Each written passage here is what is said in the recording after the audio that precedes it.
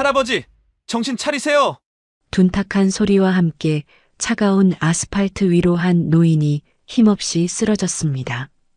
사람들은 놀란 듯 발걸음을 멈췄지만 누구 하나 가까이 다가가지 못했어요. 그 순간 한 가난한 남학생이 노인을 붙잡았습니다. 그리고는 자신의 전 재산이었던 15,000원을 꺼내 주저없이 택시를 잡았습니다. 그때까지만 해도 이 학생은 알 수 없었어요. 이 쓰러진 노인이 어떤 사람인지, 그리고 앞으로 자신의 인생이 어떻게 뒤바뀌게 되는지를요. 도대체 이 학생에게 어떤 일이 생긴 걸까요? 사연 시작 전 구독과 좋아요를 눌러주시면 이 따뜻함을 더 많은 분들과 나눌 수 있습니다. 더불어 지금 어디서 듣고 계신지 댓글로 알려주시면 그곳으로 행운이 가득 깃들기를 바라겠습니다. 서울 도심의 저녁 6시, 퇴근길 인파로 북적이는 거리는 여느 때와 다름없이 바쁘게 돌아가고 있었습니다. 회색빛 건물들 사이로 네온 사인이 하나둘 켜지기 시작했고, 거리엔 급하게 발걸음을 옮기는 사람들로 가득했죠. 바로 그때 횡단보도 앞에서 한 노인이 갑자기 비틀거리더니 그대로 바닥에 쓰러졌습니다. 쿵 하는 둔탁한 소리와 함께 노인의 몸이 차가운 아스팔트 위로 무너져 내렸어요. 비싼 정장을 입은 그의 얼굴은 창백했고 이마에는 식은땀이 송글송글 맺혀 있었습니다. 한 손으로 가슴을 움켜쥐며 거친 숨을 몰아쉬는 그 모습은 누가 봐도 위급해 보였죠. 주변 사람들이 하나둘 모여들기 시작했습니다. 하지만 대부분은 멀찍이 서서 휴대폰을 꺼내 들거나 수군거리기만 할 뿐이었어요. 누가 119 좀 불러요. 한 아주머니가 소리쳤지만 정작 본인도 발만 동동 구르고 있었습니다. 아니, 저 할아버지 괜찮은 거야? 누군가 나서야 하는데. 나는 응급처치 같은 거 몰라서. 사람들은 저마다 핑계를 대며 한 발짝씩 뒤로 물러섰습니다. 노인은 여전히 바닥에 쓰러진 채 고통스러운 표정을 짓고 있었죠. 바로 그 순간 학원 가방을 맨 한 고등학생이 인파를 헤치고 나왔습니다. 김도윤, 17살의 평범한 학생이었어요. 교복 재킷은 낡아서 소매 끝이 헤어져 있었고 운동화는 밑창이 달아 있었지만 그의 눈빛만큼은 누구보다 또렷했습니다. 도윤은 망설임 없이 노인 곁으로 달려가 무릎을 꿇었습니다. 할아버지, 할아버지, 제 말 들리세요? 노인의 어깨를 조심스럽게 흔들며 의식을 확인했어요. 다행히 노인이 희미하게 눈을 떴지만 제대로 된 대답은 하지 못했습니다. 도윤은 재빨리 노인의 맥박을 짚어보고 호흡을 확인했죠. 학교에서 배운 응급처치 수업이 떠올랐습니다. 지금 병원에 가셔야 해요. 누가 119 불렀어요? 도윤이 주변을 둘러보며 물었지만 사람들은 서로 눈치만 볼 뿐이었습니다. 한 청년이 머뭇거리며 대답했어요. 아까 누가 부른다고 했는데 구급차가 언제 올지 모르잖아요. 퇴근 시간이라 길도 막히고. 도윤은 순간 결단을 내렸습니다. 주머니를 뒤져 지갑을 꺼냈어요. 15,700원, 이번 주 용돈의 마지막 남은 현금이었어요. 순간 멈칫하던 도윤은 이내 벌떡 일어나 도로 쪽으로 뛰어갔습니다. 마침 신호에 걸려 서 있던 택시를 발견하고 필사적으로 손을 흔들었어요. 기사님, 여기요, 여기. 택시가 천천히 다가왔고 도윤은 재빨리 뒷문을 활짝 열었습니다. 기사님, 저기 할아버지가 쓰러지셨어요. 병원까지 좀 모셔다 주세요. 제발요. 중년의 택시 기사는 처음엔 난감한 표정을 지었습니다. 학생, 이런 경우는 구급차를 불러야지. 구급차 기다리면 너무 늦을 것 같아요. 할아버지 상태가 정말 안 좋아 보여요. 제가 택시비는 다 낼게요. 도윤의 간절한 목소리에 기사는 한숨을 쉬며 고개를 끄덕였습니다. 알았어. 빨리 모시고 와. 도윤은 다시 노인에게로 달려갔습니다. 하지만 혼자 힘으로는 노인을 일으켜 세우기가 벅찼어요. 주변을 둘러보니 사람들은 여전히 구경만 하고 있었죠. 좀 도와주세요. 병원에 모셔가야 해요. 도윤의 외침에 마침내 젊은 남자 2명이 나섰습니다. 셋이 힘을 합쳐 조심스럽게 노인을 부축해 택시에 태웠어요. 노인의 몸은 생각보다 가벼웠고 고급 정장에서는 은은한 향수 냄새가 났습니다. 평범한 노인은 아닌 것 같았지만 지금은 그런 게 중요한 게 아니었죠.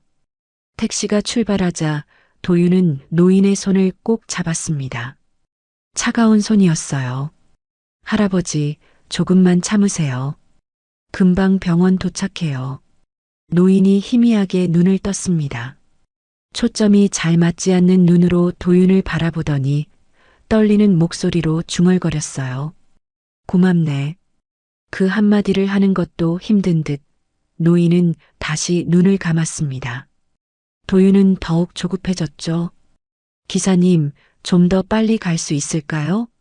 학생, 나도 최대한 빨리 가는 중이야. 신호도 봐야 하고. 거의 다 왔어.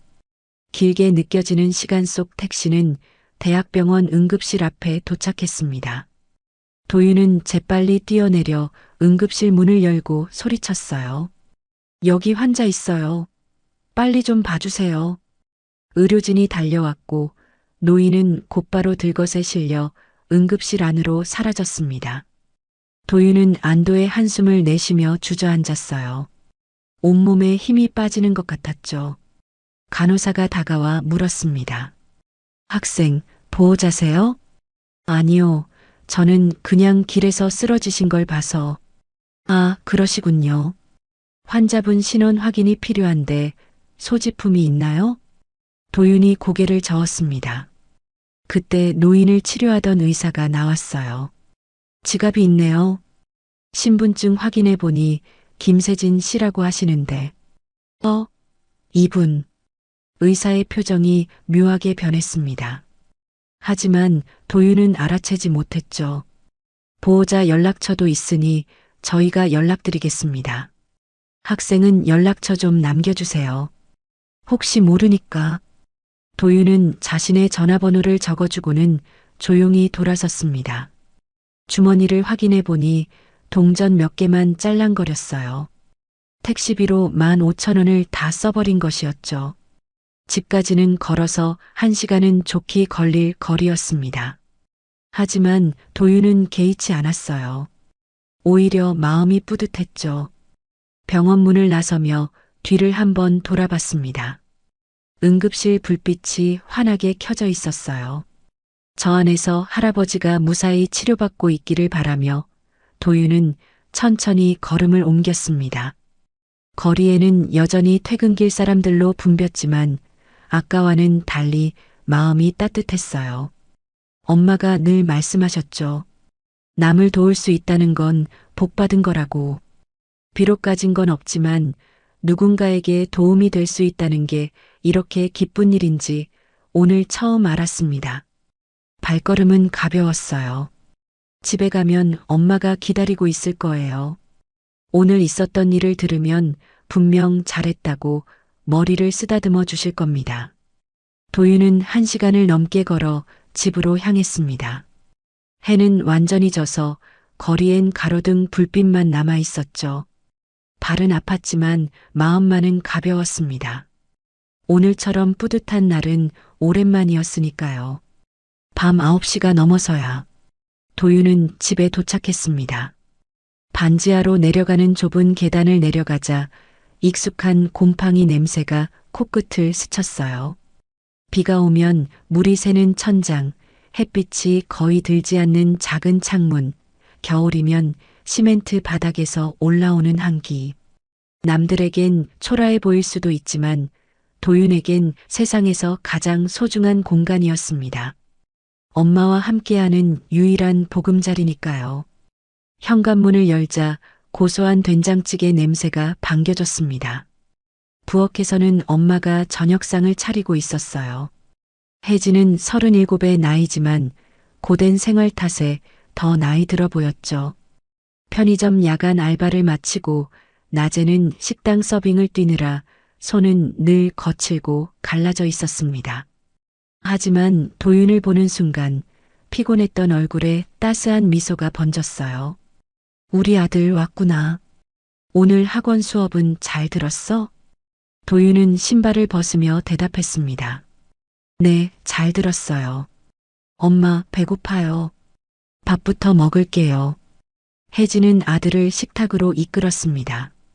된장찌개와 계란말이, 그리고 김치. 늘 똑같은 반찬이었지만 도윤은 맛있게 먹기 시작했어요. 혜진은 아들이 밥 먹는 모습을 흐뭇하게 지켜보다가 물었습니다. 그런데 왜 이렇게 늦었니? 평소보다 1시간은 더 늦은 것 같은데. 도윤은 숟가락을 들던 손을 멈추고 엄마를 바라봤습니다. 그리고는 천천히 오늘 있었던 일을 털어놓기 시작했어요. 엄마, 오늘 어떤 할아버지가 길에서 쓰러지셨어요. 횡단보도 앞이었는데 갑자기 가슴을 움켜쥐고 쓰러지시더라고요. 혜진의 표정이 놀라움으로 변했습니다. 어머나, 그래서? 사람들이 다 구경만 하고 있길래 제가 택시 잡아서 병원까지 모셔다 드렸어요. 할아버지 얼굴이 너무 창백하셔서 구급차 기다리면 늦을 것 같았거든요. 도윤은 주머니에서 동전 몇 개를 꺼내 식탁 위에 올려놓았습니다. 700원이 전부였어요. 그래서 택시비로 15,000원을 썼어요. 이번 주 남은 용돈이었는데. 도윤은 엄마의 눈치를 살폈습니다. 혜진은 잠시 말이 없었어요. 그러다가 갑자기 일어나서 도윤의 머리를 쓰다듬었습니다. 손길이 너무나 부드러워서 도윤은 놀랐죠. 우리 아들이 정말 대단한 일을 했네. 그 할아버지, 우리보다 더 힘든 분이었나 보구나. 엄마는 속상하지 않아요? 도윤이 조심스럽게 물었습니다. 혜진은 고개를 저으며 다시 자리에 앉았어요. 왜 속상하겠니? 내가 사람을 구한 거잖아. 돈이야 또 벌면 되지만 생명은 한 번 잃으면 되돌릴 수 없는 거야. 혜진은 된장찌개를 한 숟가락 떠서 도윤의 밥그릇에 부어주며 말을 이었습니다. 엄마가 어렸을 때 외할아버지한테 늘 들었던 말이 있어. 남을 도울 수 있다는 건 복받은 거라고. 가난해도 마음이 따뜻한 사람이 진짜 부자라고 하셨지. 도윤은 외할아버지 이야기를 듣는 게 처음이었습니다. 엄마는 거의 가족 이야기를 하지 않았거든요. 잘했어, 아들. 엄마는 내가 자랑스러워. 혜진의 말에 도윤은 가슴이 뭉클해졌습니다. 사실 집으로 오는 내내 엄마가 실망할까봐 걱정했었는데 오히려 칭찬을 들으니 눈시울이 뜨거워졌어요. 많이 걸었지? 병원에서 집까지 꽤 멀었을 텐데. 1시간 반 정도 걸었어요. 그런데 전혀 힘들지 않았어요. 오히려 마음이 뿌듯했어요. 도윤은 다시 밥을 먹기 시작했습니다. 혜진은 그런 아들을 바라보며 깊은 생각에 잠겼어요. 가난한 환경에서도 이렇게 바른 아이로 커준 것이 얼마나 고마운지 새삼 느껴졌죠. 아버지 없이 자란다고 주변에서 손가락질할 때도 반지하 월세조차 내기 힘들어 쫓겨날 뻔했을 때도 도윤은 한 번도 불평하지 않았습니다. 식사를 마친 도윤이 일어나며 말했습니다. 제가 설거지할게요. 엄마는 쉬어요. 괜찮아, 엄마가 할게. 아니에요. 엄마 새벽 3시에 일어나야 하잖아요. 어서 쉬어요. 도윤은 고집을 부리며 그릇을 싱크대로 가져갔습니다. 작은 부엌에서 설거지하는 아들의 뒷모습을 보며 혜진은 마음이 아팠어요. 17살 친구들과 놀러 다니고 싶을 나이인데 늘 집안일을 돕고 공부에만 매달리는 아들이 안쓰러웠습니다. 설거지를 마친 도윤은 방으로 들어가 책상 앞에 앉았습니다. 벽에는 의대 진학 목표가 적힌 종이가 붙어 있었어요. 의사가 되어서 엄마를 편하게 해드리고 싶다는 도윤의 꿈이었죠. 그날 밤 혜진은 잠이 오지 않았습니다. 도윤이 잠든 후 살며시 일어나 아들의 방문 앞에 섰어요. 문틈 사이로 보이는 아들의 잠든 얼굴이 너무나 어려 보였습니다. 혜진은 거실로 나와 작은 통장을 꺼냈어요.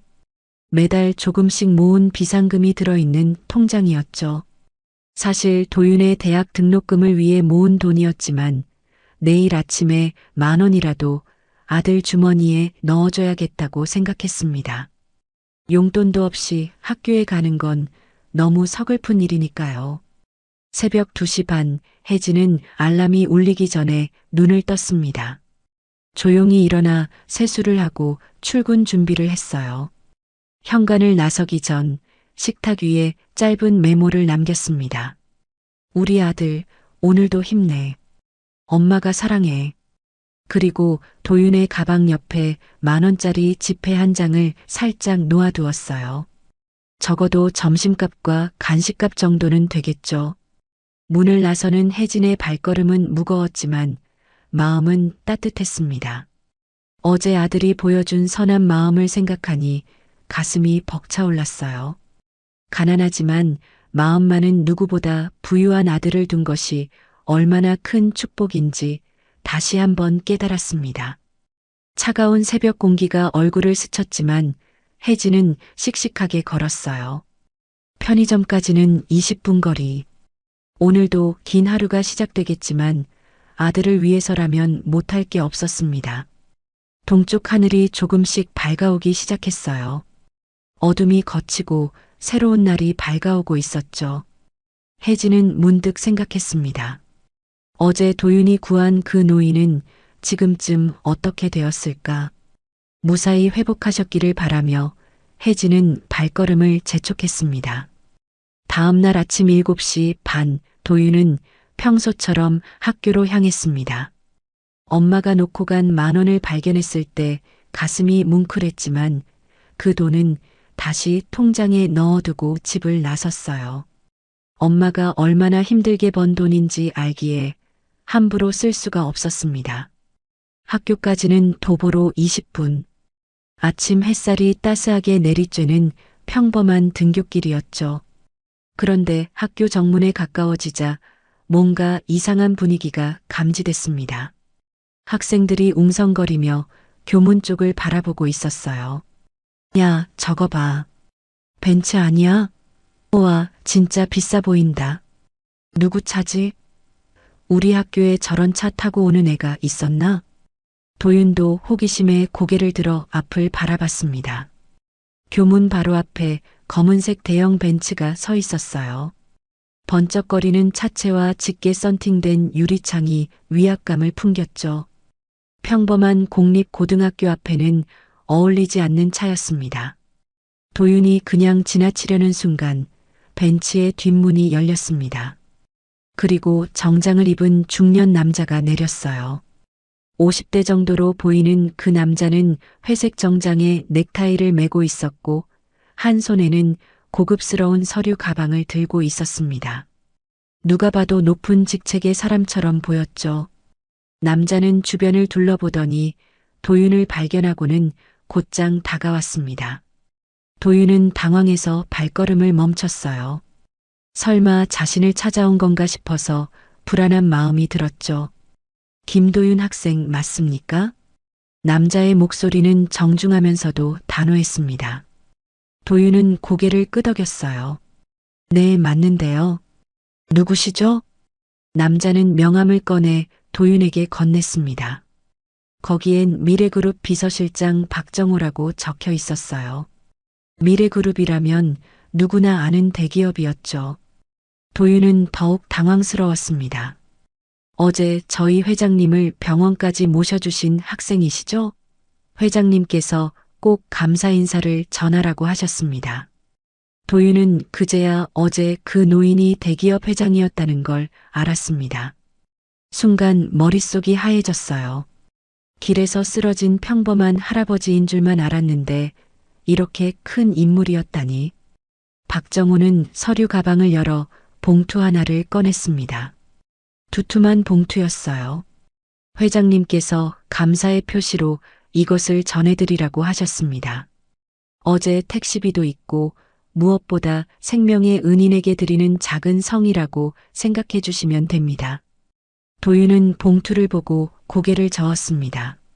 주변 학생들이 모두 지켜보고 있다는 걸 의식하면서도 단호하게 거절했어요. 감사하지만 받을 수 없습니다. 저는 당연히 해야 할 일을 했을 뿐이에요. 박정호의 눈썹이 올라갔습니다. 의외라는 표정이었죠. 학생, 이건 정당한 보상입니다. 회장님께서 직접 지시하신 일이고요. 죄송하지만 저는 대가를 바라고 한 일이 아닙니다. 누구든 그 상황에서는 그렇게 했을 거예요. 도윤의 목소리는 떨렸지만 확고했습니다. 박정호는 당황한 기색을 보였어요. 아마 이런 거절은 예상하지 못했나 봅니다. 학생, 이건 단순한 돈이 아닙니다. 회장님의 진심이 담긴. 비서실장님, 정말 감사한 마음은 알겠습니다. 하지만 저는 그날 할아버지를 도운 것에 대해 후회하지 않아요. 보상이 없어도 말이죠. 그리고 도윤은 잠시 말을 멈추고 주변을 둘러봤습니다. 학생들이 휴대폰을 들고 촬영하고 있는 게 보였어요. 불편한 마음이 들었지만 해야 할 말은 해야 했습니다. 저희 엄마가 늘 말씀하시거든요. 남을 도울 때는 오른손이 한 일을 왼손이 모르게 하라고. 이렇게 많은 사람들 앞에서 보상을 받는 건 더더욱 아닌 것 같아요. 박정호는 한동안 도윤을 바라봤습니다. 그의 눈빛에는 놀라움과 함께 존경의 빛이 스쳐 지나갔어요. 이런 학생은 처음이었던 것 같았죠. 알겠습니다. 학생의 뜻을 회장님께 그대로 전하겠습니다. 하지만 박정호는 주머니에서 작은 카드를 꺼냈습니다. 이건 제 연락처입니다. 혹시라도 도움이 필요하면 언제든 연락 주세요. 이건 보상이 아니라 한 어른이 훌륭한 학생에게 주는 약속이라고 생각해 주시면 좋겠습니다. 도윤은 잠시 망설이다가 명함은 받았습니다. 거절하기엔 너무 진심 어린 눈빛이었거든요. 감사합니다. 그럼 저는 수업이 있어서. 네, 들어가세요. 그리고 학생. 박정호가 돌아서려던 도윤을 불렀습니다. 회장님께서 꼭 한번 뵙고 싶어 하십니다. 부담 갖지 말고 시간 날 때 연락 주세요. 도윤은 고개를 끄덕이고 교문 안으로 들어갔습니다. 뒤에서는 벤츠의 엔진 소리가 들렸고 곧 차는 떠났어요. 교문을 들어서자마자 친구들이 우르르 몰려왔습니다. 야, 김도윤. 방금 그게 뭐야? 미래그룹이라고 했지? 너 대체 뭘 한 거야? 봉투에 돈이 엄청 많아 보이던데 왜 안 받은 거야? 바보 아니야? 도윤은 난감한 표정을 지었습니다. 이런 관심은 원하지 않았는데 상황이 너무 커진 것 같았어요. 그냥 어제 어떤 할아버지 병원에 모셔다 드린 게 다야. 그 할아버지가 미래그룹 회장이었다고? 대박이다. 친구 하나가 휴대폰을 흔들며 말했습니다. 야, 나 방금 다 찍었어. 이거 SNS에 올려도 되지? 제발 그러지 마. 부탁이야. 도윤은 간청했지만 이미 몇몇 학생들이 사진과 영상을 올리기 시작했어요. 제목들이 자극적이었죠. 벤츠를 거절한 고등학생, 돈보다 양심을 택한 학생, 미래그룹 회장을 구한 평범한 고등학생 같은 제목들이 순식간에 퍼져나갔습니다. 첫 교시 수업 시간, 도윤은 선생님의 말씀에 집중하려 했지만 쉽지 않았어요. 교실 뒤쪽에서는 계속 수군거리는 소리가 들렸고 복도를 지나가는 다른 반 학생들이 창문으로 들여다보기도 했죠. 하교 시간이 되자 상황은 더 심각해졌습니다. 교무실에서 도윤을 찾는 방송이 나왔어요. 3학년 2반 김도윤 학생은 교장실로 오시기 바랍니다. 도윤은 무거운 발걸음으로 교장실로 향했습니다. 교장실 문을 열자 교장 선생님과 담임 선생님, 그리고 낯선 사람 몇 명이 앉아 있었어요. 도윤아, 앉아라. 교장 선생님의 표정이 복잡했습니다. 자랑스러우면서도 걱정스러운 그런 표정이었죠. 방금 여러 언론사에서 연락이 왔다. 내 이야기를 취재하고 싶다고 하는데. 도윤은 고개를 저었습니다. 죄송하지만 인터뷰는 하고 싶지 않습니다. 그냥 조용히 지나갔으면 좋겠어요. 담임 선생님이 나섰습니다. 도윤아, 내가 한 일은 정말 훌륭한 일이야. 많은 사람들에게 좋은 영향을 줄 수 있어. 선생님, 저는 그냥 평범한 학생이고 싶어요. 이런 관심은 부담스러워요. 교장 선생님이 고개를 끄덕였습니다. 알겠다. 학교 측에서 언론 대응은 막도록 할게. 하지만 이미 SNS에 퍼진 건 우리가 막을 수 없단다. 도윤은 한숨을 쉬었습니다. 하루아침에 인생이 복잡해진 것 같았어요. 집에 도착했을 때는 이미 해가 지고 있었어요. 지친 얼굴로 현관문을 열자 엄마가 걱정스러운 얼굴로 맞아줬습니다. 도윤아, 괜찮니? 표정이 안 좋네. 엄마, 저 괜찮아요. 그냥 조금 정신 없었을 뿐이에요. 혜진은 말없이 아들을 꼭 안아줬습니다. 따뜻한 품이었어요. 그날 밤 도윤의 이야기는 SNS를 통해 순식간에 퍼져나갔습니다. 처음엔 학교 학생들이 올린 몇 개의 게시물에 불과했지만 불과 2시간 만에 수만 개의 공유가 이뤄졌어요. 벤츠를 거절한 고등학생이라는 제목의 영상은 각종 커뮤니티와 포털 사이트를 뜨겁게 달궜죠. 도윤은 방에서 숙제를 하고 있었지만 계속 울리는 휴대폰 진동 때문에 집중할 수가 없었습니다. 친구들이 보내는 메시지가 쏟아져 들어왔어요. 야, 너 지금 실시간 검색어 1위야. 우리 학교가 뉴스에 나왔어. 미래그룹 회장을 구했다며? 대박이다. 도윤은 한숨을 쉬며 휴대폰을 무음으로 바꿨습니다. 그저 당연한 일을 했을 뿐인데 이렇게 큰 일이 될 줄은 몰랐어요. 거실에서는 혜진이 저녁 설거지를 하고 있었습니다. 그녀의 휴대폰도 계속 울렸지만 젖은 손 때문에 받을 수가 없었죠. 설거지를 마치고 휴대폰을 확인한 혜진의 얼굴이 놀라움으로 가득 찼습니다.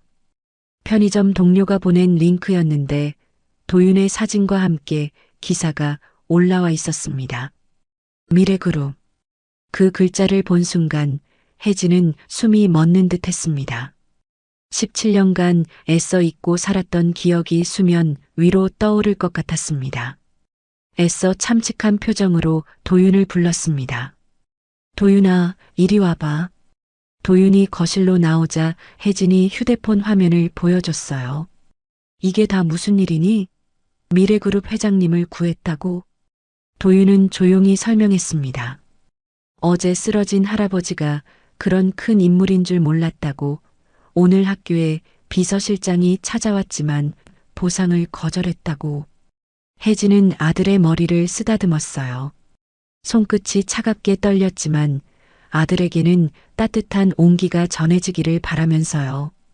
옳은 일을 했어. 하지만 이렇게 주목받는 건 부담스럽겠구나. 그녀의 말 속에는 단순한 걱정 이상의 의미가 담겨 있었습니다. 하지만 그땐 그 의미를 도윤은 알지 못했죠. 한편 서울 한남동의 대저택에서 김세진 회장은 서재에 홀로 앉아 있었습니다. 책상 위에는 태블릿이 놓여 있었고 화면에는 도윤의 사진이 떠 있었어요. 교문 앞에서 봉투를 거절하는 장면이 선명하게 찍혀 있었죠.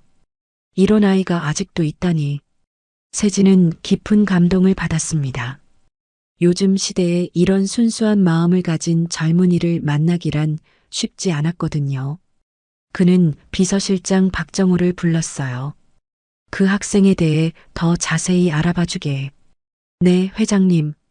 이미 조사 중입니다. 박정호는 서류 하나를 건넸습니다. 거기엔 도윤의 기본적인 정보가 적혀 있었어요. 성적 우수, 품행 단정, 그리고 한부모 가정, 어머니와 단둘이 산다고. 세진의 눈빛이 변했습니다. 서류를 더 자세히 들여다봤어요. 어머니 성함이 김혜진? 순간 세진의 얼굴이 창백해졌습니다. 떨리는 손으로 안경을 벗었다가 다시 썼어요. 박정호는 회장의 이상한 반응을 눈치챘지만 아무 말도 하지 않았죠. 혹시 나이가 어떻게 되나? 37살이라고 나와 있습니다. 세진은 의자에 깊이 기대며 눈을 감았습니다. 머릿속으로 계산을 했어요. 37살 김혜진. 설마 하는 생각이 들었지만 너무나 흔한 이름이라 확신할 수는 없었죠. 그 학생 아버지는 기록상으로는 없습니다. 출생신고에 어머니만 등재되어 있다고. 세진의 손이 더욱 떨렸습니다. 가슴 한쪽이 무너지는 것 같았어요. 그날 밤 세진은 한숨도 잠을 자지 못했습니다. 서재를 왔다 갔다 하며 깊은 고민에 빠졌어요. 혹시 그 혜진이 맞다면, 자신이 17년 전에 버린 딸이 맞다면, 그럼 도윤은? 다음 날 아침 세진은 박정호를 다시 불렀습니다. 그 김혜진 씨에 대해 더 자세히 조사해 주게. 사진도 구해보고. 알겠습니다, 회장님. 박정호가 나간 후 세진은 서재의 어둠 속에서 눈을 감았습니다. 17년 전 그날의 기억이 생생하게 떠올랐어요. 2008년 겨울 서울의 한 호텔 라운지. 20살의 혜진이 떨리는 손으로 찻잔을 들고 있었습니다. 임신 3개월. 배는 아직 나오지 않았지만 그녀의 얼굴은 초췌했어요. 아버지, 저 아이를 낳고 싶어요. 혜진의 목소리는 간신히 들릴 정도로 작았습니다. 세진의 얼굴이 붉게 달아올랐어요. 미쳤구나. 그 남자는 어디 있는데? 떠났어요. 책임질 수 없다고. 혜진의 눈에서 눈물이 흘렀습니다. 대학 선배라던 그 남자. 사랑한다고 속삭이더니 임신 소식을 듣자마자 미국으로 유학을 떠나버렸죠. 그런 쓰레기 같은 놈의 아이를 낳겠다고? 우리 집안 망신을 다 시킬 셈이야? 세진의 목소리가 라운지 전체에 울렸습니다. 주변 사람들이 쳐다봤지만 그는 아랑곳하지 않았어요. 아버지, 이 아이는 죄가 없어요. 제가 혼자서라도 키울게요. 너 혼자 무슨 애를 키워? 당장 병원 예약해. 내일이라도 수술받아. 혜진이 고개를 저으며 일어섰습니다. 안 돼요. 이 아이는 제 아이예요. 아버지가 뭐라고 하셔도. 탁! 세진의 손바닥이 혜진의 뺨을 때렸습니다. 라운지가 순간 조용해졌어요. 혜진은 뺨을 감싸쥐며 아버지를 바라봤습니다. 믿을 수 없다는 표정이었죠. 지금 당장 집에서 나가. 그 아이를 포기하지 않는다면 넌 더 이상 내 딸이 아니야. 아버지, 미래그룹 회장의 딸이 미혼모라니. 언론에 알려지면 주가는 어떻게 되고 우리 집안 명예는 어떻게 되겠어? 내가 그렇게 이기적인 애였나? 혜진의 어깨가 떨렸습니다. 그녀는 마지막 희망을 품고 아버지의 손을 잡으려 했지만 세진은 차갑게 뿌리쳤어요. 선택해. 아이를 포기하고 없던 일로 하든가 아니면 영원히 내 앞에서 사라지든가. 혜진은 한참을 서 있다가 떨리는 목소리로 말했습니다. 알겠어요. 제가 사라질게요. 그녀는 돌아서서 걸어갔습니다. 뒤돌아보지 않고 고든 걸음으로. 세진은 딸이 돌아올 거라 생각했어요. 며칠이면 정신을 차리고 돌아와서 용서를 구할 거라고. 하지만 혜진은 돌아오지 않았습니다. 아이가 태어났다는 소식을 들은 건 그의 여름이었습니다. 아들이라고 했어요. 하지만 세진은 모른 척했습니다. 회사 일에 파묻혀 지냈고 딸의 존재를 지우려 애썼죠. 그 무렵 인터넷에서는 도윤에 대한 관심이 더욱 뜨거워지고 있었습니다. 각종 언론사에서 취재 경쟁이 붙었고 네티즌들의 댓글도 쏟아졌어요. 요즘 보기 드문 개념 청년이네요. 돈보다 양심을 택하다니 대단합니다. 부모님이 정말 잘 키우셨나 봐요. 학교에서도 도윤은 갑작스러운 유명세에 당황하고 있었습니다. 쉬는 시간마다 다른 반 학생들이 구경 오고 선생님들도 칭찬을 아끼지 않았어요. 하지만 도윤은 그저 평범한 일상으로 돌아가고 싶을 뿐이었죠. 점심시간 도윤은 옥상으로 올라갔습니다. 조용히 혼자 있고 싶었거든요. 그런데 거기서 뜻밖의 사람을 만났어요. 같은 반 친구 지수였습니다. 너도 숨으러 왔구나. 지수가 웃으며 말했어요. 응, 너무 정신없어서. 근데 진짜 대단하다. 나라면 그 돈 받았을 텐데. 도윤은 쓴웃음을 지었습니다. 엄마가 늘 말씀하시거든. 떳떳하게 사는 게 제일 중요하다고.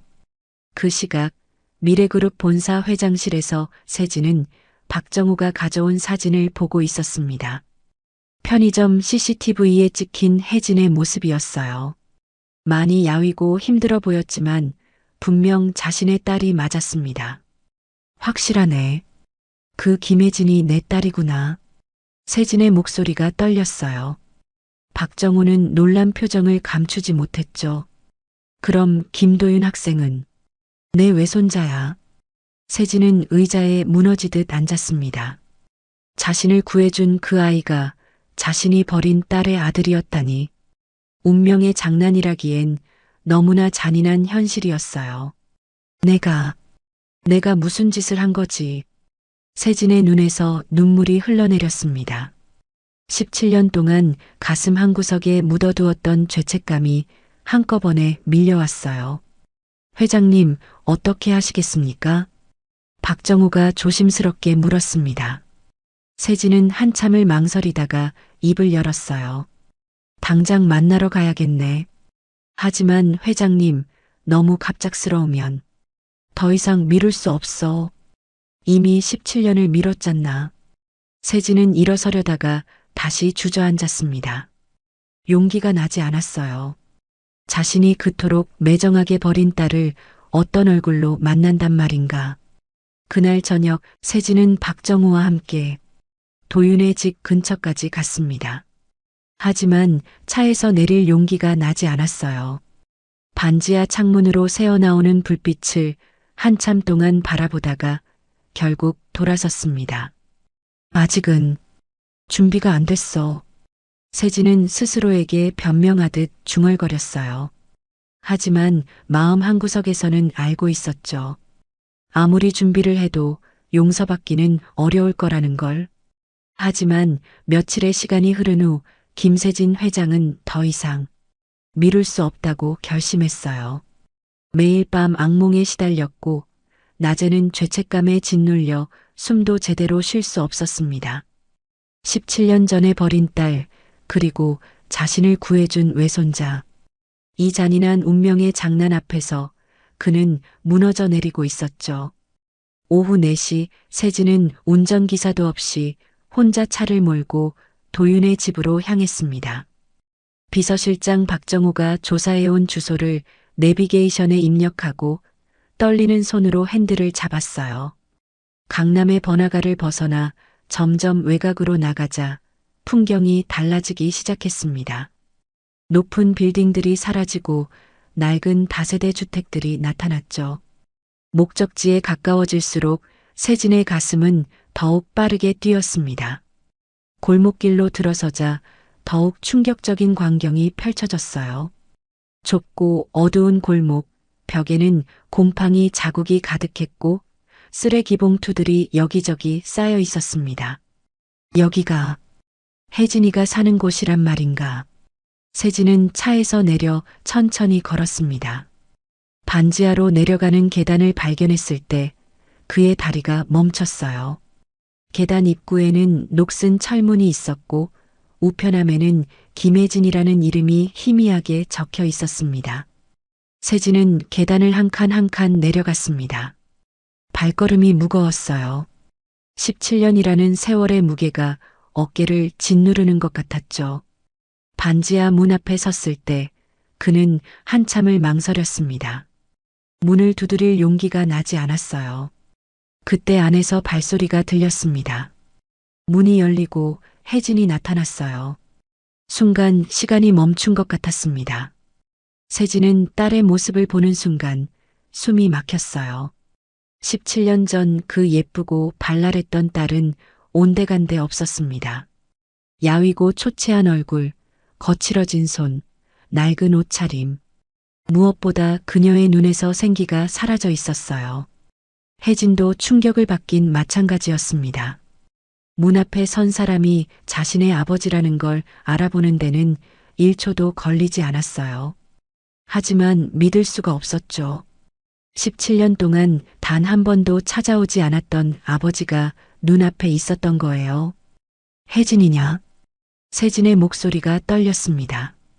그 한마디를 하는데도 온 힘을 다해야 했어요. 아버지. 혜진의 목소리도 떨렸지만 차가웠습니다. 17년 동안 쌓인 원망과 서러움이 그 한마디에 담겨 있었죠. 세진은 더 이상 견딜 수가 없었습니다. 그 자리에 무릎을 꿇었어요. 72살의 대기업 회장이 반지하 문턱 앞에서 무너져 내렸습니다. 미안하다. 정말 미안하다. 눈물이 주르륵 흘러내렸어요.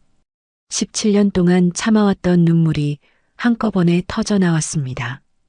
딸의 초라한 모습을 보니 가슴이 찢어지는 것 같았어요. 이런 곳에서 이렇게 힘들게 살아왔다니. 아버지가 왜 이제 와서. 혜진의 목소리에도 눈물이 섞였습니다. 하지만 쉽게 용서할 수는 없었어요. 17년의 고통이 너무나 컸으니까요. 도윤이를, 내 외손자를 만났다. 그 아이가 날 구해줬어. 그제서야 깨달았다. 내가 얼마나 큰 죄를 지었는지. 세진은 고개를 들어 혜진을 바라봤습니다. 주름진 얼굴에 눈물이 가득했어요. 이 집을 봐라. 이런 곳에서, 내 딸이 이런 곳에서 살고 있었다니. 내가 무슨 압이냐. 체면이 뭐라고, 회사가 뭐라고, 딸 하나 지켜주지 못했다. 혜진은 떨리는 손으로 문틀을 잡았습니다. 다리에 힘이 풀려 쓰러질 것 같았어요. 17년 만에 듣는 아버지의 사과. 하지만 너무 늦었다는 생각이 들었죠. 아버지, 일어나세요. 이런다고 달라지는 건 없어요. 아니다. 내가 무릎 꿇는 게 맞아.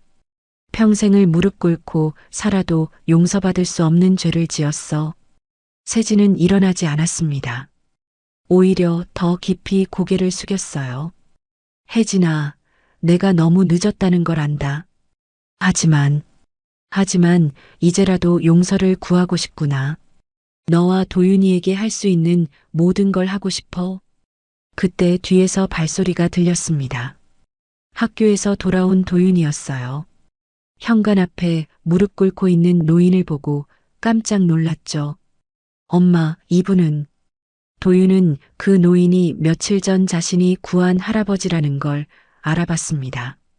하지만 왜 여기에, 그것도 무릎을 꿇고 있는지 이해할 수 없었어요. 혜진이 떨리는 목소리로 말했습니다. 도윤아, 이분은 내 외할아버지야. 도윤의 눈이 휘둥그레졌습니다. 외할아버지는 돌아가셨다고 들었는데. 아니, 엄마는 가족이 없다고 했었는데. 뭐라고요? 외할아버지? 세진이 고개를 들어 도윤을 바라봤습니다. 처음 보는 외손자, 자신을 구해준 그 착한 아이. 눈물로 흐릿해진 시야에도 도윤의 맑은 눈빛이 보였어요. 도윤아, 내가 내 외할아버지다.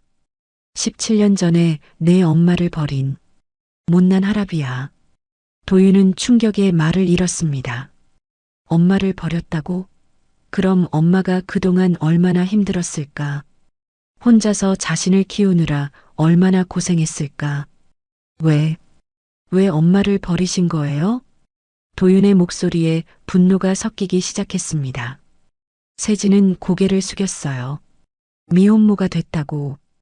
회사 체면이 깎인다고. 내가 버렸다. 용서받을 수 없는 죄를 지었어. 혜진이 도윤의 어깨를 잡았습니다. 도윤아, 들어가자. 이만. 하지만 도윤은 움직이지 않았어요. 외할아버지라는 사람을 노려보며 서 있었죠. 그동안 한 번도 안 찾아오셨잖아요. 우리가 어떻게 사는지 알기나 하세요? 겨울에 보일러도 제대로 안 돌아가고 비 오면 물이 새는 이런 곳에서. 도윤의 목소리가 떨렸습니다. 엄마를 위한 분노였어요. 이제야 알았다. 내가 얼마나 큰 죄를 지었는지. 세진은 다시 울음을 터뜨렸습니다. 72년 인생에서 이렇게 처절하게 운 적은 없었어요. 혜진도 더 이상 눈물을 참을 수 없었습니다. 17년 동안 가슴속에 묻어둔 서러움이 한꺼번에 터져나왔어요. 아버지가 절 버렸을 때 저는 20살이었어요. 아무것도 할 줄 모르는 20살이었다고요. 그런데 혼자서 아이를 낳고 키워야 했어요.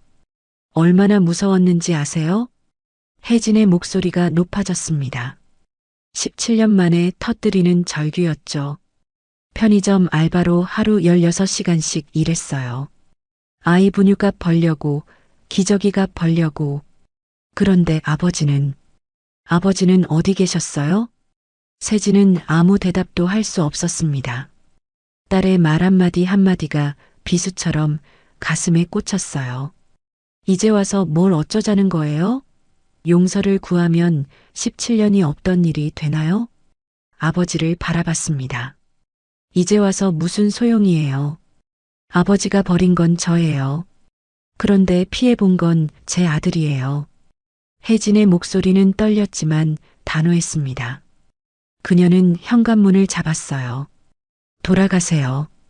우리는 아버지 없이도 잘 살아왔어요. 쾅! 문이 닫혔습니다. 세진은 닫힌 문 앞에 멍하니 서 있었어요. 발걸음이 떨어지지 않았죠. 한참을 그 자리에 서 있다가 천천히 돌아섰습니다. 그날 밤 혜진은 도윤과 저녁을 먹으며 조용히 말했습니다. 도윤아, 오늘 놀랐지? 도윤은 숟가락을 멈췄습니다. 왜 지금까지? 엄마가 20살 때, 내가 뱃속에 있을 때 날 버리셨어. 미혼모는 집안 망신이라고. 혜진의 눈가가 붉어졌습니다. 오래된 상처가 다시 쓰라렸어요. 그래도 어렸을 때는 좋은 아버지였어. 엄마가 넘어지면 업어주시고 아프면 밤새 간호해주시고. 혜진은 잠시 추억에 잠겼습니다. 어린 시절 아버지는 세상에서 가장 든든한 존재였어요. 하지만 그 아버지가 가장 힘들 때 등을 돌렸죠. 다음 날 세진은 또 찾아왔습니다. 이번엔 아침 일찍이었어요. 혜진이 출근하려고 나오다가 계단 앞에 서 있는 아버지와 마주쳤습니다. 혜진아, 말씀드렸잖아요. 오지 마세요. 혜진이 지나가려 하자 세진이 무릎을 꿇었습니다. 미안하다. 정말 미안하다. 내가 죽을 죄를 지었다. 지나가던 이웃들이 쳐다봤지만 세진은 개의치 않았어요. 일어나세요. 이러신다고 달라지는 건 없어요. 혜진은 차갑게 말하고 발걸음을 재촉했습니다. 하지만 마음 한구석이 흔들리는 건 어쩔 수 없었어요. 72세의 아버지가 무릎 꿇는 모습이 안쓰러웠던 것도 사실이었죠.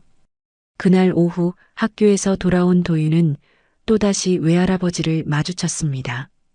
계단 앞에 앉아 있는 세진의 모습이 초라해 보였어요. 도윤아, 할아버지가 정말 미안하다. 저한테 미안할 필요 없어요. 외할아버지가 버린 건 엄마잖아요. 엄마한테 사과하세요. 도윤의 목소리는 차가웠지만 눈빛은 복잡했습니다. 세진의 어깨가 무너져 내렸습니다. 외손자의 말 한마디가 칼날처럼 아팠어요. 맞다. 다 내 잘못이다. 용서받을 자격도 없어. 도윤은 할아버지를 남겨두고 집으로 들어갔습니다. 하지만 창문 너머로 계속 밖을 내다봤어요. 할아버지는 해가 질 때까지 그 자리에 앉아 있었죠. 저녁 혜진이 퇴근하고 돌아왔을 때도 세진은 여전히 그 자리에 있었습니다. 아직도 계신 거예요? 혜진아, 나는 포기하지 않을 거야. 왜 이제 와서요? 혜진의 목소리에 서러움이 묻어났습니다. 그때는 체면과 회사가 더 중요했어. 바보같이 돈과 명예가 딸보다 중요하다고 생각했지. 세진의 눈에서 눈물이 흘렀습니다. 이제 깨달았어. 내가 잃은 게 뭔지. 너와 도윤이를 잃고 나니 가진 모든 게 무의미하더구나. 혜진은 잠시 망설이다가 말했습니다. 그냥 가세요. 저도 흔들리고 싶지 않아요. 그녀는 돌아서서 집으로 들어갔습니다. 문이 닫히는 소리가 유난히 크게 들렸어요. 그날 밤 도윤은 엄마에게 물었습니다. 엄마, 외할아버지가 정말 나쁜 사람이에요? 혜진은 한참을 생각하다가 대답했습니다. 나쁜 사람은 아니야. 그냥 그때 잘못된 선택을 한 거지. 엄마도 어렸을 때는 아버지를 정말 사랑했어. 세상에서 제일 좋은 아빠였거든. 그럼 용서해 줄 수 없어요? 도윤아, 17년이야. 내가 태어나서 지금까지의 모든 시간 동안 외할아버지는 우리를 모른 척했어. 그게 쉽게 용서가 될까? 도윤은 고개를 끄덕였습니다. 하지만 마음 한편으로는 외할아버지가 불쌍하기도 했어요. 다음 날도 그 다음 날도 세진은 계속 찾아왔습니다. 비가 오는 날엔 우산도 없이 서 있었고 추운 날엔 떨면서도 자리를 지켰어요. 일주일째 되는 날 도윤이 우산을 들고 나갔습니다. 할아버지, 이거라도 쓰세요. 세진은 놀란 눈으로 도윤을 바라봤습니다. 고맙다, 도윤아. 아직 용서한 건 아니에요. 그냥 이러다 쓰러지실까 봐서요. 도윤은 우산을 건네고 돌아서려다가 멈췄습니다. 엄마가 말했어요. 어렸을 때 외할아버지가 좋은 아빠였다고. 왜 변하신 거예요? 세진은 쓸쓸하게 웃었습니다. 사람은 때로 중요한 걸 잊고 살아. 가족보다 성공이 중요하다고 착각하지. 할아버지가 바로 그랬단다. 도윤은 더 이상 묻지 않고 집으로 들어갔습니다. 하지만 그날부터 조금씩 마음이 흔들리기 시작했어요. 혜진도 마찬가지였습니다. 아무리 마음을 다잡으려 해도 매일 찾아와 사죄하는 아버지를 보면 가슴이 아팠어요. 특히 비를 맞으며 서 있는 모습을 볼 때면 어린 시절 자신을 업고 빗속을 뛰어가던 아버지의 모습이 겹쳐 보였죠. 엄마, 외할아버지 좀 불쌍해요. 어느 날 저녁 도윤이 조심스럽게 말했습니다. 그래도 엄마는 아직 준비가 안 됐어. 혜진의 목소리가 떨렸습니다. 용서하고 싶은 마음과 상처받은 마음이 충돌하고 있었어요. 언젠가는 용서해 줄 수 있을까? 도윤이 엄마의 손을 잡았습니다. 엄마가 결정해요. 저는 엄마 편이에요. 혜진은 아들을 꼭 안았습니다. 그리고 창밖을 바라봤어요. 저 멀리 가로등 아래 아버지가 여전히 서 있는 게 보였습니다. 마음이 점점 무너지고 있었지만 아직은 아니었어요. 17년의 상처가 며칠 만에 아물 리 없었으니까요. 세진이 매일 반지하 집을 찾아온 지 3주가 지났습니다. 여전히 혜진과 도윤은 문을 열어주지 않았지만 그는 포기하지 않았어요. 비가 와도 추운 바람이 불어도 계단 앞을 지켰죠. 그런데 어느 날 오후 예상치 못한 인물이 회장실을 찾아왔습니다. 40대 중반의 남자였어요. 번들거리는 얼굴에 교활한 눈빛을 하고 있었죠. 정장은 값비싸 보였지만 어딘가 천박한 느낌이 났습니다. 명함에는 주간지 팩트투데이 기자 최진혁이라고 적혀 있었어요. 무슨 일로 오셨습니까? 세진이 차갑게 물었습니다. 최진혁은 느릿느릿 가방을 열어 두꺼운 봉투를 꺼냈어요. 그 안에서 사진들이 쏟아져 나왔습니다. 세진의 얼굴이 점점 굳어갔어요. 사진에는 자신이 반지하 계단 앞에서 무릎 꿇고 있는 모습, 비를 맞으며 기다리는 모습이 담겨 있었습니다. 그뿐만이 아니었어요. 혜진이 새벽 3시에 편의점으로 출근하는 뒷모습, 낡은 운동화를 신고 뛰어가는 모습까지 찍혀 있었죠. 더 충격적인 건 도윤의 사진들이었습니다. 학교에서 점심을 먹는 모습, 학원으로 가는 뒷모습, 심지어 반지하 창문으로 공부하는 모습까지. 최진혁은 몇 주 동안 이 가족을 감시하고 있었던 것이었어요. 제가 취재를 하다 보니 아주 재미있는 사실을 발견했습니다. 미래그룹 김세진 회장님께 미혼모 딸이 있다는 것, 그것도 17년 동안 완전히 버려두셨다는 것 말이죠. 최진혁의 목소리에는 음흉한 즐거움이 묻어났습니다. 세진의 주먹이 떨렸지만 참았어요. 그 반지하 집 사진도 찍어봤습니다. 곰팡이가 가득한 벽, 물이 새는 천장. 그런 곳에서 회장님 딸과 손자가 살고 있더군요. 이런 내용으로 기사를 쓴다면.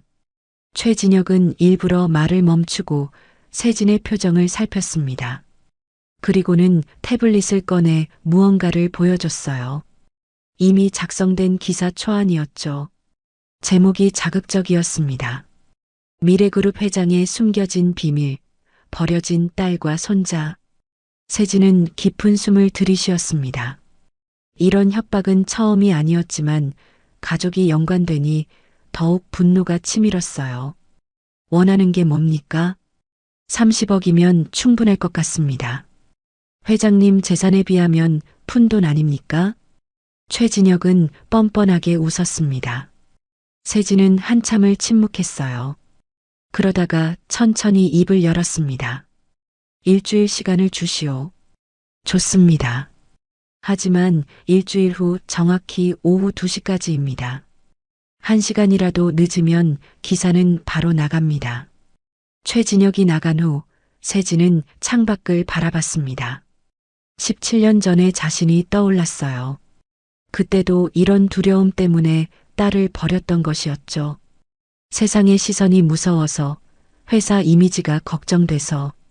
그날 저녁 세진은 여전히 반지하 집 앞에 갔습니다. 그런데 이상한 낌새를 느꼈어요. 골목 어귀에 낯선 차가 서 있었고 그 안에 누군가 앉아 있었죠. 최진혁의 부하인 것 같았습니다. 다음 날 혜진이 편의점에서 일하고 있을 때였어요. 낯선 남자가 들어와 주변을 서성거렸습니다. 물건을 사는 것도 아니고 그저 혜진을 관찰하는 듯 했죠. 혜진은 불안했지만 내색하지 않았어요. 뭘 찾으시나요? 남자는 아무 말 없이 나갔습니다. 하지만 유리문 밖에서 계속 서성거렸어요. 혜진의 손이 떨렸습니다.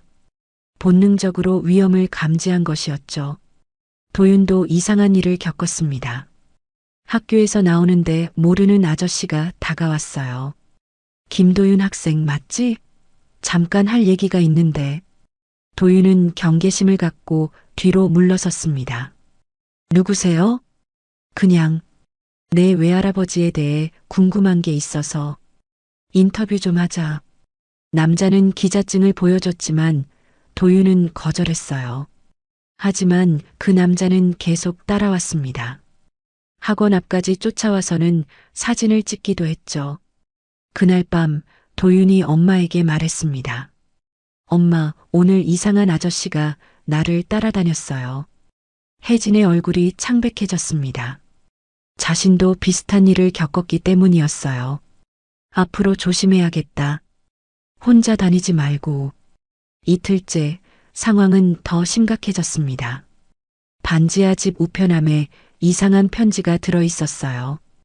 혜진과 도윤의 일상이 담긴 사진들과 함께 위협적인 메시지가 적혀 있었죠. 조만간 모든 게 밝혀질 것이다. 혜진은 두려웠지만 경찰에 신고할 수도 없었어요. 아버지와 연관된 일인 것 같았고 더 큰 소동이 될까봐 걱정됐으니까요. 세진은 최진혁이 가족을 위협하고 있다는 걸 알게 됐습니다. 비서실장 박정호가 조사한 결과였어요. 회장님, 최진혁이 부하들을 시켜 따님과 도윤군을 감시하고 있습니다. 심지어 접촉까지 시도한 것 같습니다. 세진의 얼굴이 불그락푸르락했어요. 자신을 협박하는 건 참을 수 있었지만 가족을 건드리는 건 용서할 수 없었습니다. 그놈이 감히. 분노가 폭발할 것 같았지만 세진은 참았습니다. 지금 감정적으로 대응하면 최진혁의 의도대로 될 뿐이었어요. 사흘째, 최진혁은 더 대담해졌습니다. 직접 혜진의 편의점으로 찾아온 것이었어요. 안녕하세요, 김혜진 씨. 저는 기자 최진혁입니다. 혜진은 놀랐지만 침착하게 대응했습니다. 무슨 일이시죠? 아버님과 이야기 중인데 혹시 아버님에 대해 하실 말씀 없으세요? 17년 동안 버림받은 기분이 어떤지. 혜진의 손이 떨렸지만 단호하게 말했습니다. 나가주세요. 여긴 일하는 곳입니다. 최진혁은 비웃으며 나갔지만 문 밖에서 계속 사진을 찍었어요. 혜진은 무서웠습니다. 이 남자가 무엇을 원하는지 어디까지 갈지 알 수 없었어요. 그날 밤 세진은 깊은 고민에 빠졌습니다.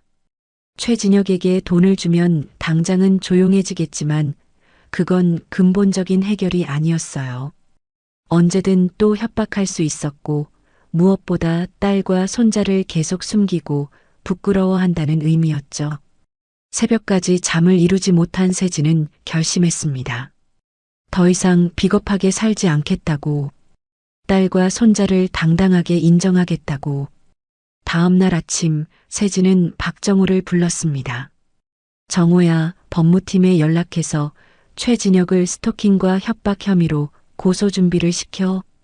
그리고 세진은 잠시 멈췄다가 단호하게 말했습니다. 기자회견을 준비해라. 내가 모든 걸 공개하겠다. 박정호는 놀랐지만 회장의 눈빛에서 확고한 의지를 읽을 수 있었어요. 최진혁은 여전히 여유로웠습니다. 30억이라는 거금이 곧 자신의 통장에 들어올 거라 믿었으니까요. 하지만 그는 몰랐습니다. 세진이 완전히 다른 선택을 했다는 걸, 그리고 그 선택이 자신의 파멸을 불러올 거라는 걸. 나흘째 아침 도윤이 학교로 가는데 또 그 남자가 나타났습니다. 이번엔 더 적극적으로 다가왔어요. 도윤아, 외할아버지가 너희를 버렸다는 게 사실이야? 도윤은 무서웠지만 당당하게 말했습니다. 아저씨가 누군데 그런 걸 물어요? 계속 이러시면 경찰에 신고할 거예요. 남자는 비웃으며 사라졌지만 도윤은 불안했어요. 엄마도 위험할 수 있다는 생각이 들었죠. 그날 오후 세진은 마지막으로 반지하 집을 찾아갔습니다. 혜진이 문을 열어줬어요. 최근에 이상한 일들 때문에 불안했던 혜진은 아버지를 보자 복잡한 표정을 지었습니다. 아버지, 요즘 이상한 사람들이. 알고 있다. 미안하다, 나 때문에. 너희가 위험에 처했구나. 세진의 눈에는 결연함이 담겨 있었습니다. 곧 모든 게 끝날 거야. 더 이상 너희를 숨기지 않겠다. 당당하게 내 딸이고 내 손자라고 세상에 알리겠다. 혜진은 놀란 눈으로 아버지를 바라봤습니다. 세진은 딸의 어깨를 잡고 말했어요. 늦었지만 이제라도 제대로 된 아버지가 되고 싶구나. 그리고 약속한 일주일이 되었습니다. 미래그룹 본사 대강당은 수백 명의 기자로 가득 찼습니다. 모든 방송국 카메라가 단상을 향해 있었고 플래시가 쉴 새 없이 터졌어요. 김세진 회장이 긴급 기자회견을 연다는 소식에 언론계가 술렁거렸던 것이었죠. 세진은 검은 정장을 입고 단상에 올랐습니다.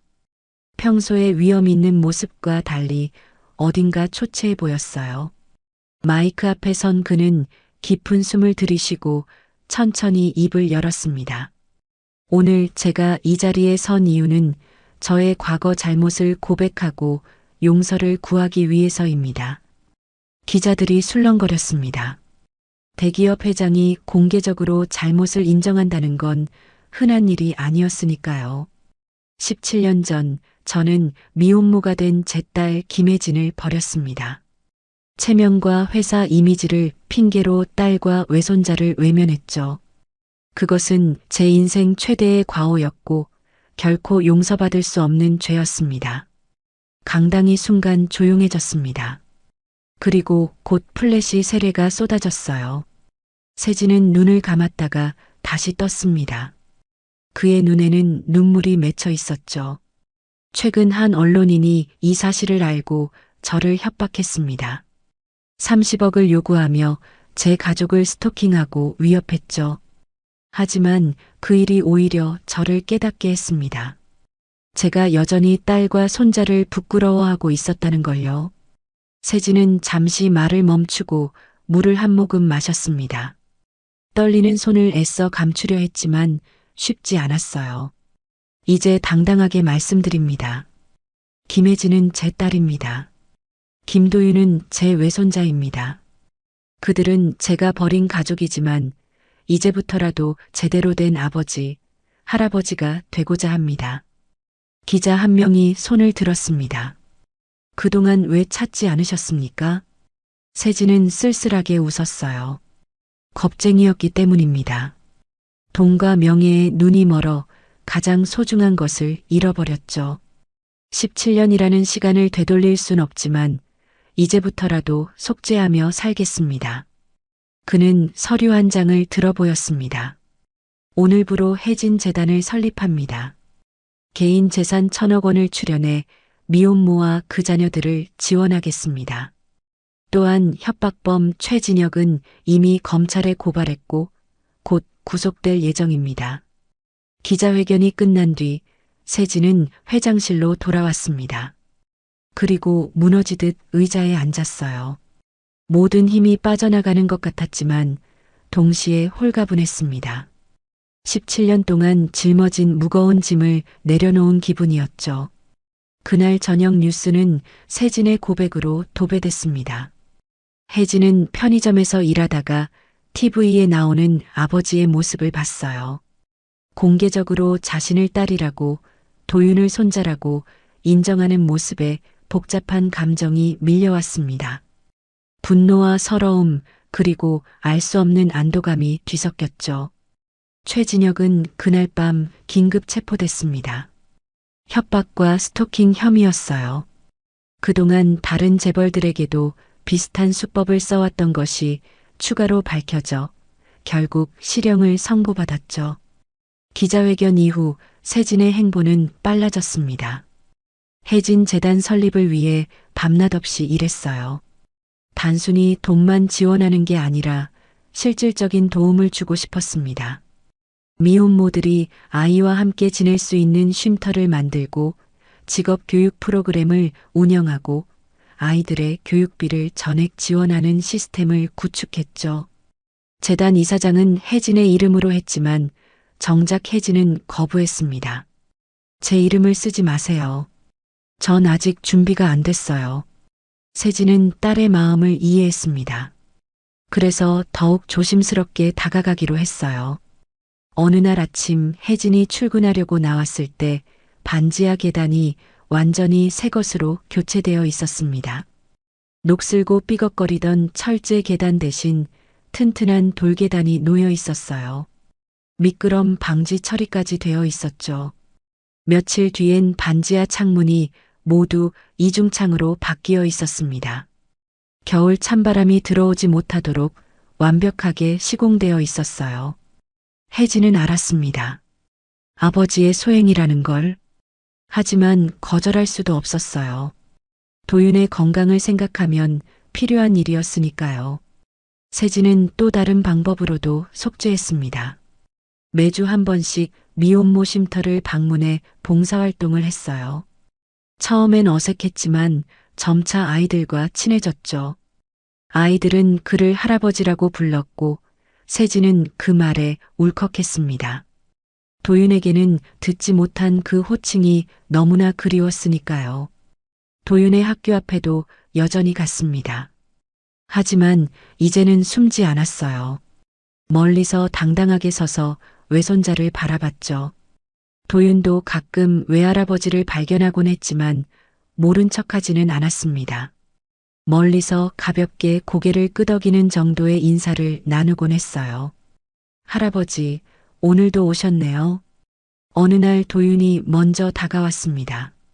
세진은 놀랐지만 기뻤어요.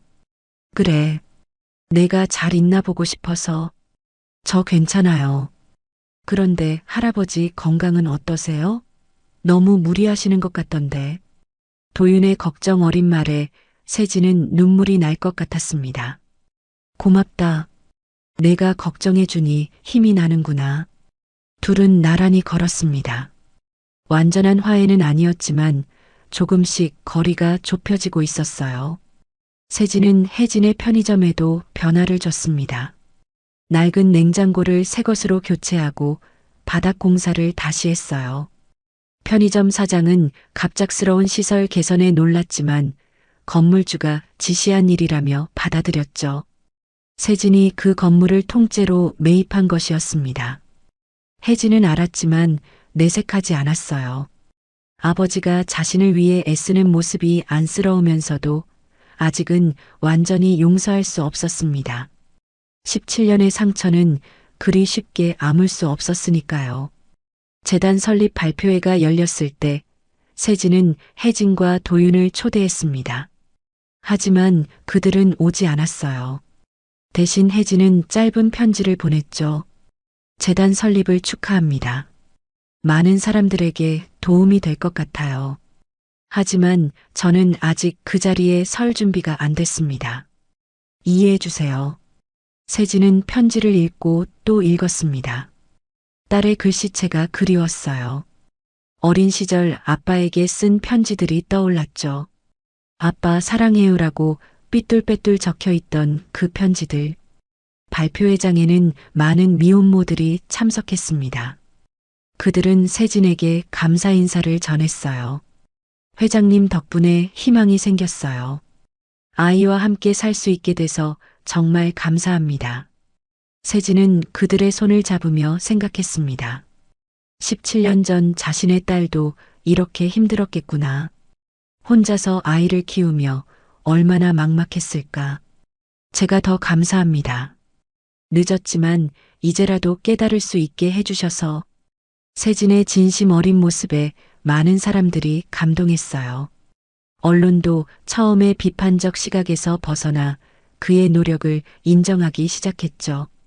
학교에서 도윤은 친구들에게 둘러싸였습니다. 너희 외할아버지 정말 대단하시다. 1,000억을 기부하시다니 진짜 대인배시네. 도윤은 복잡한 심정이었어요. 외할아버지가 자랑스러우면서도 여전히 엄마를 버렸던 과거가 용서되지 않았습니다. 세진은 꾸준히 반지하 집을 찾아갔습니다.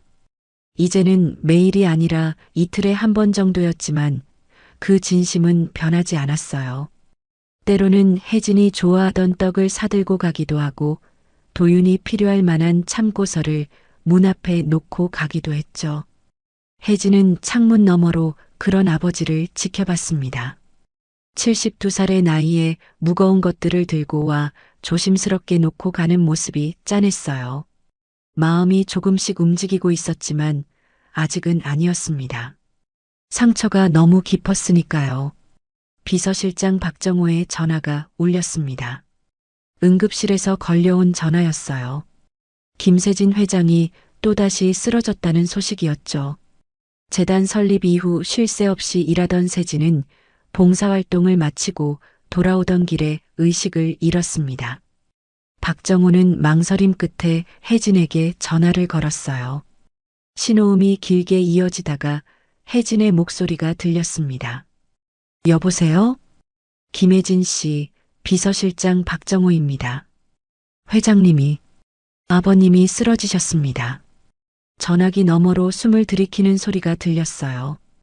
혜진의 손이 떨렸지만 애써 침착하게 물었습니다. 지금 어디 계세요? 서울대병원 응급실입니다. 상태가 좋지 않으십니다. 혜진은 전화를 끊고 한참을 서 있었어요. 17년 동안 자신을 버린 아버지. 최근 들어 끊임없이 사죄하던 그 사람이 쓰러졌다는 소식에 마음이 복잡했습니다. 가지 말아야 한다고 생각하면서도 발걸음은 이미 도윤의 방으로 향하고 있었죠.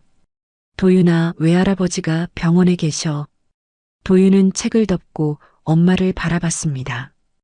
혜진의 얼굴에서 망설임과 걱정을 동시에 읽을 수 있었어요. 가봐야 하지 않을까요? 도윤의 말에 혜진은 고개를 끄덕였습니다. 두 사람은 서둘러 택시를 잡아타고 병원으로 향했어요. 병원 응급실은 차가운 형광등 불빛으로 가득했습니다. 소독약 냄새가 코를 찔렀고 복도에는 불안한 표정의 사람들이 오가고 있었죠. 혜진과 도윤은 안내 데스크에서 병실을 확인하고 엘리베이터를 탔습니다. 중환자실 앞 복도는 더욱 조용했어요. 벽에 부딪혀 울리는 발소리만이 공간을 채웠죠. 멀리서 심전도 기계의 규칙적인 소리가 들려왔습니다. 삐, 삐, 삐. 그 소리가 두 사람의 긴장을 더욱 높였어요. 병실 문 앞에서 박정호가 기다리고 있었습니다. 그의 얼굴은 지쳐 보였어요. 오셨습니까? 회장님이 기다리고 계셨습니다. 혜진은 깊은 숨을 들이쉬고 병실 문을 열었습니다. 하얀 시트 위에 누워있는 아버지의 모습이 눈에 들어왔어요. 불과 몇 주 전까지 그렇게 열심히 뛰어다니던 사람이 맞나 싶을 정도로 야위고 창백했습니다. 세진의 팔에는 링거줄이 연결되어 있었고 산소 마스크가 얼굴을 덮고 있었어요. 눈은 감겨 있었지만 혜진과 도윤이 들어오는 기척에 천천히 눈을 떴습니다. 혜진아. 목소리는 너무나 작고 약했어요. 혜진은 침대 옆으로 다가갔습니다. 분노와 슬픔, 연민이 동시에 밀려왔죠. 17년의 원망이 아직 가슴에 남아 있었지만 이렇게 쓰러진 아버지를 보니 마음이 아팠습니다. 아버지. 그 한마디를 하는데 목이 메었어요. 혜진은 눈물을 겨우 삼켰습니다. 도윤도 외할아버지의 모습에 충격을 받았어요. 손발이 떨렸지만 용기를 내어 침대 가까이 다가갔습니다. 할아버지, 이렇게 그냥 가시면 더는 기회가 없잖아요. 도윤의 목소리가 떨렸습니다. 세진은 흐릿한 눈빛으로 외손자를 바라봤어요. 처음으로 이렇게 가까이에서 도윤을 보는 것 같았습니다. 자신을 구해준 그 착한 아이가 이제는 자신을 걱정하고 있었죠. 세진은 숨을 고르며 천천히 입을 열었습니다. 산소 마스크 때문에 목소리가 더욱 작게 들렸어요. 시간이 조금만 더 있다면 아비로서 할아버지로서 너희 옆에 있고 싶구나. 그 말에 혜진의 눈에서 눈물이 흘렀습니다. 더 이상 참을 수가 없었어요.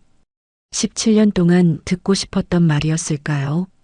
아니면 이제야 들어도 너무 늦은 말이었을까요? 도윤은 할아버지의 손을 조심스럽게 잡았습니다. 주름지고 차가운 손이었지만 미세하게 떨리고 있었어요. 할아버지, 힘내세요. 아직 우리가 할 얘기가 많잖아요. 세진의 눈에서도 눈물이 흘렀습니다. 외손자가 처음으로 자신의 손을 잡아준 것이었어요. 그 따뜻한 손길이 너무나 고마웠습니다. 병실의 조명이 세 사람을 비췄어요. 창밖으로는 서울의 야경이 반짝이고 있었지만 병실 안은 고요했습니다. 심전도 소리와 산소 공급기의 작은 소음만이 들렸죠. 박정우가 조용히 들어와 말했습니다. 의사 선생님 말씀으로는 과로와 스트레스로 인한 것이라고 합니다. 절대 안정이 필요하다고. 혜진은 고개를 끄덕였어요. 그리고 아버지를 다시 바라봤습니다. 이렇게 약해진 모습을 보니 지난 몇 주 동안 얼마나 무리했는지 알 것 같았어요. 재단 설립, 봉사활동, 그리고 매일같이 자신들을 찾아온 것까지. 왜 이렇게 무리하셨어요? 혜진의 목소리에는 원망과 걱정이 섞여 있었습니다. 시간이 얼마 없을 것 같아서 72살이야. 언제까지 건강할지, 너희와 함께할 시간이 얼마나 남았을지. 세진의 말이 자꾸 끊어졌어요. 숨쉬기가 힘든 것 같았습니다. 그만 말씀하세요. 쉬셔야 해요. 혜진이 말렸지만 세진은 계속했습니다. 미안하다. 정말 미안하다. 내가 가장 힘들 때 내가 곁에 없었구나. 혜진은 아버지의 손을 잡았습니다. 차가운 손이었어요. 17년 만에 잡아보는 아버지의 손. 어린 시절엔 그렇게 크고 든든했던 손이 이제는 이렇게 작고 약해 보였습니다. 이제 그만하세요. 과거는 돌이킬 수 없잖아요. 도윤이 엄마와 외할아버지를 번갈아 봤습니다. 두 사람 사이에 17년이라는 시간의 무게가 느껴졌어요. 하지만 동시에 이 순간 그들이 같은 공간에 있다는 사실이 중요하게 느껴졌죠. 밤이 깊어갔습니다.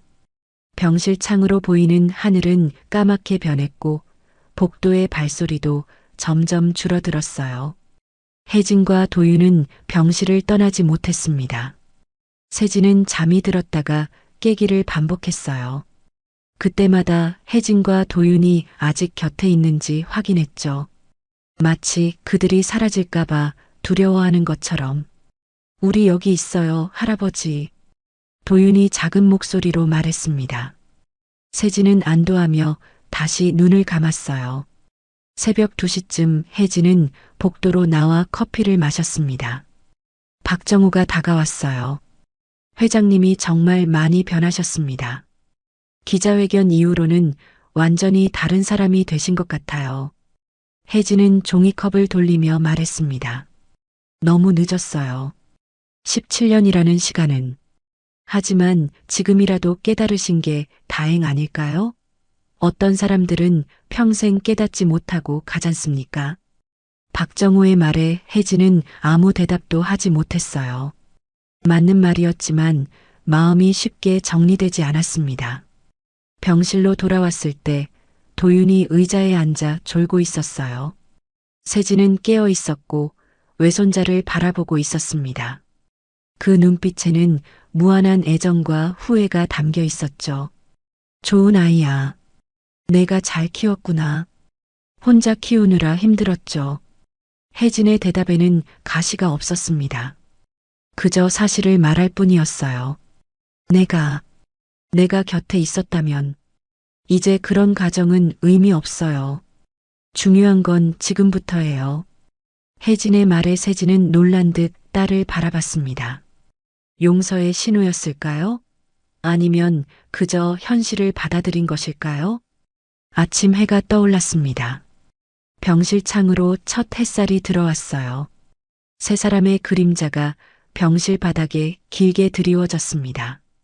서로 다른 방향을 향했던 그림자들이 이제는 한 곳에서 만나 겹쳐져 있었죠. 오랜 단절 뒤 그들은 처음으로 같은 공간, 같은 시간을 공유하고 있었습니다. 완전한 화해는 아니었지만 새로운 시작의 가능성이 보이는 순간이었어요. 태어나는 날이 왔습니다.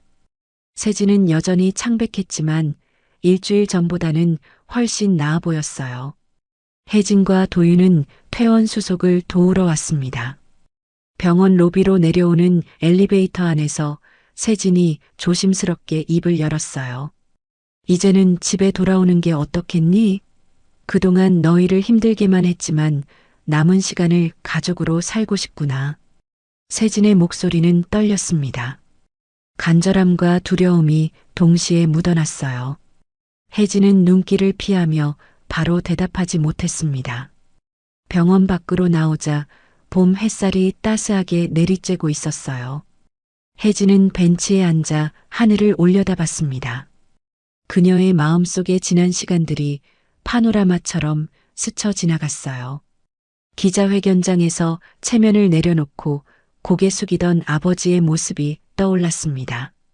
그날 세진은 떨리는 목소리로 자신의 잘못을 인정했죠. 대기업 회장이라는 자리에서 모든 언론 앞에서 딸을 버렸다고 고백하는 건 쉬운 일이 아니었을 거예요. 미혼모 지원 재단을 세우면서도 아버지는 세심했습니다. 혜진이 원하지 않자 그녀의 이름을 조용히 빼주었죠. 강요하지 않고 기다려주는 그 배려가 의외였어요. 반지하 집 앞에서의 모습도 기억났습니다. 비를 맞으며 추위에 떨며 그래도 매번 돌아가면서 끝내 포기하지 않던 모습. 72살의 나이에 그렇게 고집스럽게 기다리는 건 쉽지 않았을 텐데. 그리고 며칠 전 병실에서의 장면. 침대에 누워 약하게 떨리는 손을 내밀며 조금만 더 곁에 있고 싶다고 말하던 진심 어린 눈빛. 그 모든 것들이 혜진의 마음속 얼음을 조금씩 녹이고 있었어요. 혜진은 깊은 숨을 들이쉬고 천천히 입을 열었습니다. 아직 상처가 완전히 아문 건 아니에요. 세진의 표정이 어두워졌습니다. 하지만 혜진은 계속했어요. 하지만 앞으로의 날들까지 아버지를 미워하는 데만 시간을 쓰고 싶지 않네요. 세진의 눈이 커졌습니다. 믿을 수 없다는 표정이었죠. 혜진은 아버지를 바라보며 말을 이었어요. 17년은 길었어요. 너무나 길고 외로운 시간이었죠. 하지만 아버지가 최근에 보여준 모습들, 그 진심은 알 것 같아요. 도윤이 엄마 옆으로 다가왔습니다. 그리고 엄마의 어깨를 감싸 안았어요. 17년 동안 혼자서 모든 걸 감당해온 엄마가 얼마나 힘들었을지 누구보다 잘 알고 있었으니까요. 그럼 우리 같이 살아봐요, 엄마. 도윤의 따뜻한 목소리에 혜진의 눈가가 촉촉해졌습니다. 아들의 품이 이렇게 든든할 줄 몰랐어요. 언제 이렇게 자란 걸까요? 세진은 울컥해서 고개만 끄덕였습니다. 목이 메어 말이 나오지 않았어요. 17년 만의 용서. 완전하지는 않지만 다시 시작할 수 있는 기회. 그것만으로도 너무나 감사했습니다. 고맙다. 정말 고맙다. 세진의 목소리가 떨렸어요. 눈물이 주름진 볼을 타고 흘러내렸습니다. 차는 천천히 한남동으로 향했습니다. 혜진과 도윤에게는 낯선 길이었어요. 반지하에서만 살아온 그들에게 강남의 고급 주택가는 다른 세상 같았죠. 하지만 이제 그곳이 그들의 새로운 집이 될 거였습니다. 대문이 천천히 열렸습니다. 넓은 정원과 큰 집이 눈에 들어왔어요. 혜진은 어린 시절 이곳에서 뛰놀던 기억이 어렴풋이 떠올랐습니다. 그때는 이 집이 영원한 보금자리일 줄 알았는데 17년 만에 돌아오게 될 줄은 몰랐죠. 현관문을 열고 들어서자 집안이 따뜻했습니다. 거실에는 이미 세 사람을 위한 식탁이 차려져 있었어요. 오랫동안 비어있던 자리에 새로운 식기가 놓여 있었죠.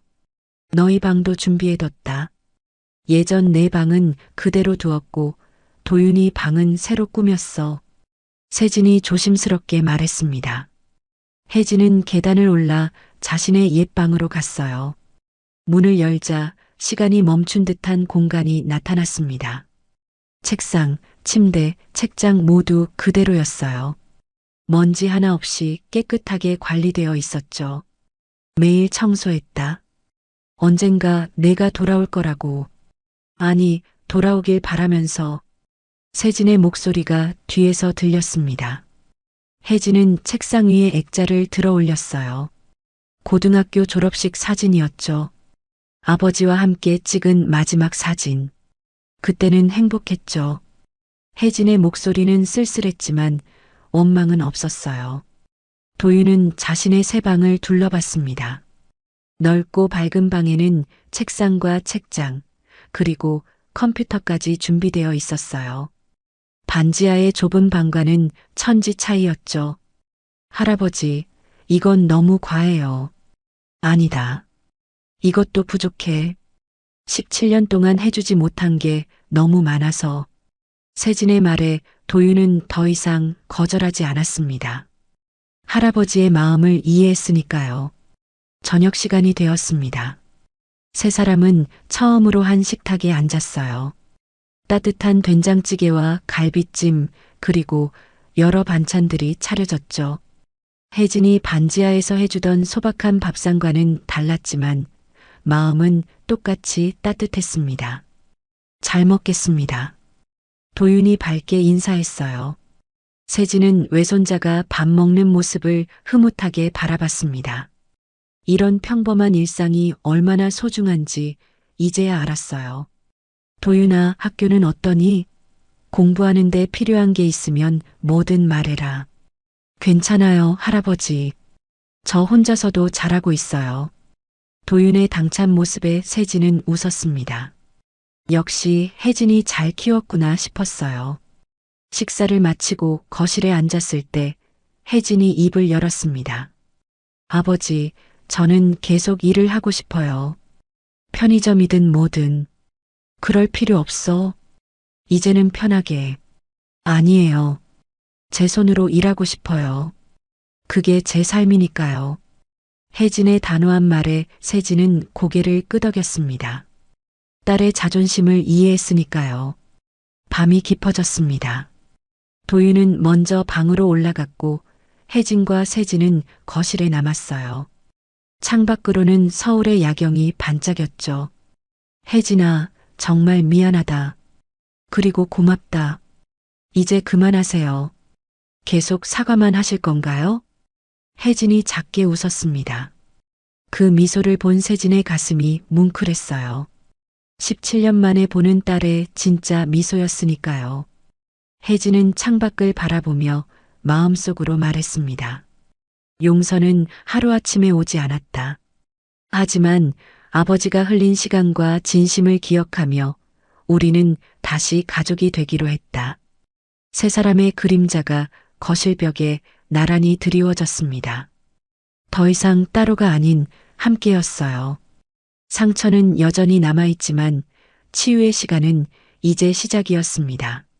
늦었지만 아직 늦지 않았습니다. 가족이라는 이름으로 다시 시작하는 것.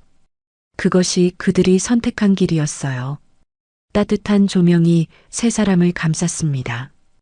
밖에서는 차가운 바람이 불었지만 집안은 포근했어요. 마치 17년의 긴 겨울이 끝나고 봄이 온 것처럼. 오늘의 이야기가 당신의 마음에 작은 울림을 드렸다면 앞으로도 당신의 나날에 잔잔한 위로가 될 이야기들로 찾아뵐 수 있도록 구독과 좋아요를 눌러주세요. 그리고 사연의 주인공을 위한 따뜻한 말씀도 댓글로 부탁드립니다. 당신의 한마디가 누군가에게는 잊지 못할 선물이 됩니다. 당신의 오늘을 늘 응원합니다. 인생 나날이었습니다.